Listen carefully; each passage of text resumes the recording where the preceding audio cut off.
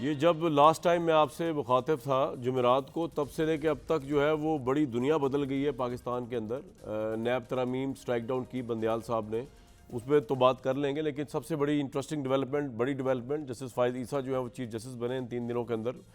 और जब मैं उनकी तस्वीर देख रहा था, बल्कि उनकी हलफ उठाने की तकरीब देख रहा था, जिसमें उनकी जो है वो वाइफ भी उनके साथ खड़ी हुई थी, जो कि अमेरिका के अंदर भी बड़ा ट्रोल चल रहा था पाकिस्तान में, लोग एक पार्टी बना रही थी इनके ऊपर।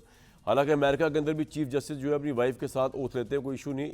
जो बड़ी बात थी वो क्या थी कि वही प्रेसिडेंट उनसे ओथ ले रहे थे जिन्होंने इनके खिलाफ रेफरेंस भेजा, और जिन साहब ने ये रेफरेंस भेजा, जो जस्टिस फ़ाइज़ ईसा के ख़िलाफ़ एक मुबैना साजिश थी, वो जो प्राइम मिनिस्टर उसके लिए आगे आगे इंस्ट्रूमेंटल थे, वो इस वक्त बिहाइंड द बार्स है। ऑब्वियसली मैं इमरान खान साहब की बात कर रहा हूँ, और इस्टेब्लिशमेंट के वो लोग जो इस रेफरेंस में जो चाहते थे जैसे फ़ाइज़ ईसा कभी चीफ जस्टिस ना बने, आगे आगे थे पुरानी इस्टेब्लिशमेंट के, आज उनकी कोई पोजीशन ही नहीं है।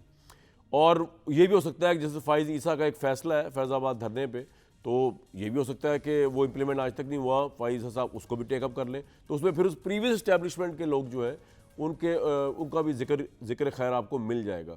तो मैं देख ये रहा था कि बदलता है रंगे आसमां कैसे कैसे, और क्या डिवाइन जस्टिस है कि अब इमरान खान, जिन्होंने फ़ाइज़ ईसा साहब को रोकने की हर इम्कान कोशिश की, मुलजिम के तौर पे जस्टिस फ़ाइज़ ईसा के सामने पेश होंगे इंसाफ के लिए, जब वो चीफ जस्टिस पाकिस्तान अब बन चुके हैं। आज अनप्रेसिडेंट हेयरिंग हुई supreme court practice and procedure bill के ऊपर। सुबह से हम वो हेयरिंग देख रहे थे, और यकीन करें मुझे तो वनडे मैच ज़्यादा उस हेयरिंग को देखने का मज़ा आया, और हमें अपने जजेस पे बड़ा फ़ख्र है इस हेयरिंग को देख के। और जस्टिस फ़ाइज़ ईसा साहब क्रेडिट जाता है कि उन्होंने पहली दफ़ा पाकिस्तान की तारीख में इसको लाइव नशर करने की इजाज़त दी। इससे एक चलता है पता कि हमारे जजेस जो हैं वो कितने क्लीन हैं विद द कॉन्शियस, कुछ छुपा नहीं रहे और कुछ छुपाने के लिए उनके पास, और वो आवाम को बताना चाह रहे हैं। बड़ा अप्रिशिएबल बात है। और क्वालिटी ऑफ आर्गूमेंट, बेशक हम एग्री करें किसी जज से या ना करें, जो क्वालिटी ऑफ आर्गूमेंट वहाँ पे हुआ है जस्टिस फ़ाइज़ ईसा साहब की तरफ से, अतर मिनुल्लाह साहब की तरफ से, जस्टिस मुनीब अख्तर साहब की तरफ से, जस्टिस इजाज़ हसन साहब की तरफ से, उसमें मुझे बड़ी खुशी हुई कि यार हमारे पास बड़े लर्नड लोग बैठे हुए। इख्तलाफ भी हुआ, नज़र आ रहा था कि वो जो पटिशनर थे मुखातिब तो उनको ही थे, हमारे ऑनरेबल जजेस, लेकिन आपके दरमियान मतलब उनके दरमियान जो इख्तलाफात थे उसके पॉइंट ऑफ आर्गूमेंट के, वो उनके ऊपर एड्रेस करके वकला को वो कर रहे थे, जैसे ख्वाजा तारिक रहीम थे और दूसरे वकील थे। तो आज की हेयरिंग जो है जी 3 अक्टूबर तक मुलतवी कर दी गई। प्रैक्टिस एंड प्रोसीजर बिल बहुत इंपॉर्टेंट है। इसमें एक तरफ तो ये है कि बेंच की तश्कील जो है वो कहा गया है कि सीनियर तरीन जो है वो 2 सीनियर तरीन जजेस और 1 चीफ जस्टिस कमेटी बना के बेंच वो तश्कील दिया करेंगे। अब इसमें प्रॉब्लम ये है कि आज की सारी हेयरिंग में सारे लोग इस बात में मुतफिक थे, 15 के 15 रिस्पेक्टेबल जजेस, कि ये बात तो बड़ी अच्छी है कि जी एक फॉर्मेशन हो गई है, एक तरीकाकार वज़ा कर दिया गया है इस तमाम मामले का कि जिस चीफ जस्टिस और 2 रुकनी कमेटी। लेकिन वो जो बात कह रहे थे कि जिसमें डिफरेंस ऑफ ओपिनियन था वो ये था कि क्या सुप्रीम कोर्ट को ये खुद अपने कवायद तय करने चाहिए बेंच बनाने के, या फिर पार्लियामेंट जो है वो ये कवायद तय करती फिरेगी। और अगर पार्लियामेंट कवायद तय करेगी तो फिर जजेस को ये भी लग रहा था, कुछ जजेस को, कि शायद ये सुप्रीम कोर्ट की इंडिपेंडेंस के ऊपर बहुत बड़ा एक सवालिया निशान होगा। इसके ऊपर जस्टिस अतर मिनुल्लाह ने बड़ी इंटरेस्टिंग बात कही, बड़ी ज़बरदस्त बात की अतर मिनुल्लाह साहब ने, कि वो पूछ ये रहे थे कि हमें सिर्फ ख़तरा आज़ादी अदलिया को बाहर से नहीं अंदर से भी है, और क्या एक बंदे को हम देना चाह रहे हैं तमाम पावर, यानी चीफ जस्टिस को। ये बड़ी ज़बरदस्त इंटेलेक्चुअल डिस्कशन आज हुई।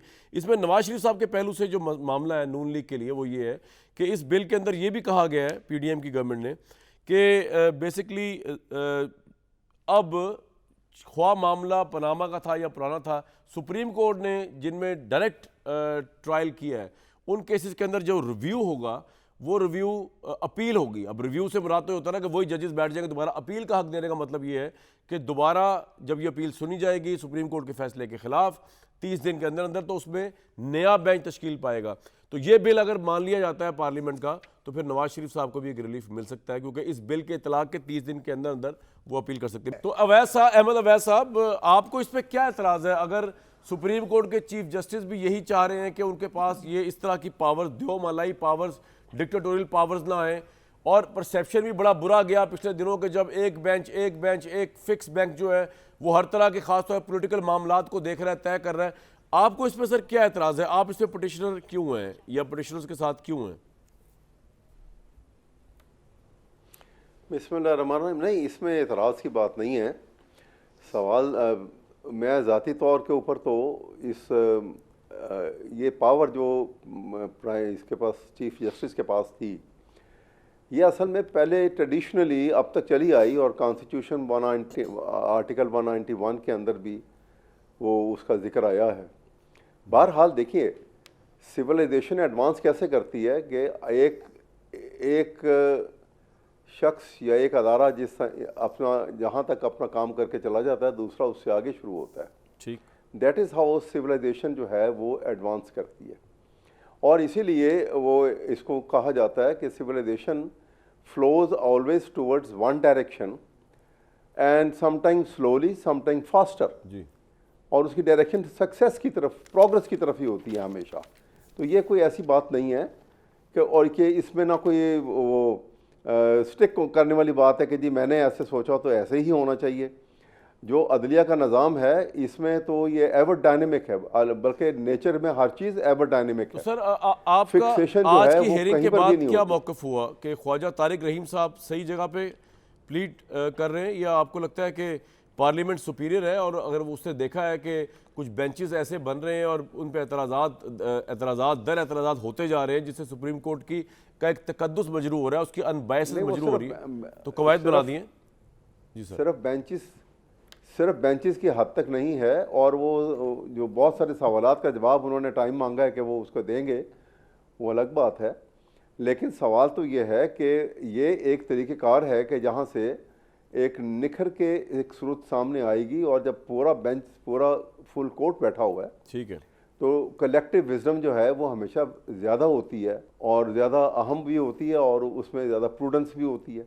ठीक, तो जब पूरे जज साहबान बैठ के एक फ़ैसला करेंगे, अभी उनमें उनके डिफरेंसेस ऑफ ओपिनियन अपनी जगह मौजूद हैं, आपने सुने होंगे सवालात और मुख्तलिफ है, लेकिन कोई जब अदालत क्वेश्चन प्रोसीडिंग हो रही होती हैं, तो अदालत बहुत सारे जो सवालात करते हैं जज साहबान, वो ज़रूरी नहीं होता कि वो उनको बस स्टिक कर रहे हैं। बिल्कुल ठीक। वो उसको आगे चलाने के लिए और अपने माइंड की कोई कंफ्यूजन को दूर करने के लिए भी बिल्कुल ठीक। बहुत और सारे सर आप सवालात इस पे अभी करते कोई हैं। स्टैंड लेना नॉर्मली नहीं चाह ऐसा होता रहे, है। ओपिनियन को देना नहीं चाह रहे इस पे कि दोनों साइड में से आपको कौन सी साइड? नहीं, सवाल ही मैं बिल्कुल इसको अप्रिशिएट करूंगा कि अगर एक जज से ये जो 3 जजेस का उन्होंने कमेटी फॉर्म की है, ठीक, headed by the chief justice, I appreciate कि ये इसमें होना चाहिए। बिल्कुल ठीक है। तरीकेकार क्या होगा? और सर आप इससे भी एग्री करेंगे अवैध साहब, आप इससे भी एग्री करेंगे जो जिसको कहा जा रहा है कि PMLN पर्सन स्पेसिफिक शायद ये क्लॉज है इसके अंदर, कि जिसके अंदर सुप्रीम कोर्ट के जो फैसले हैं उनमें अपील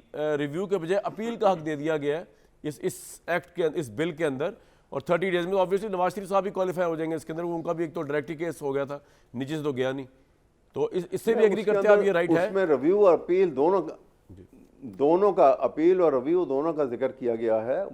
वो भी आगे मामला आगे आएगा, खुलेगा, देखा जाएगा ठीक कि उसमें क्या चीज़ सामने हुई थी। लेकिन मैं पर्सनली भी वैसे लाइफ टाइम के लिए था, क्योंकि मैंने खुद बहुत सारे केसेस किए थे, ठीक, नॉट फ्रॉम पॉलिटिशियंस, ऑब्वियसली जो MNAs वगैरह की तरफ से पिछले 10-15 साल आप एग्री करते हैं लाइफ टाइम नहीं होना मैं चाहिए खुद आर्गूमेंट नहीं मैंने तो उसमें बार बार ये अपने आर्गूमेंट्स में भी कहा है कि ये वर्चूज हैं जो आर्टिकल 62 बिल्कुल ये आपका पॉइंट आ गया सर, बिल्कुल ये पॉइंट उसको बिल्कुल सर आपका ये पॉइंट आ गया।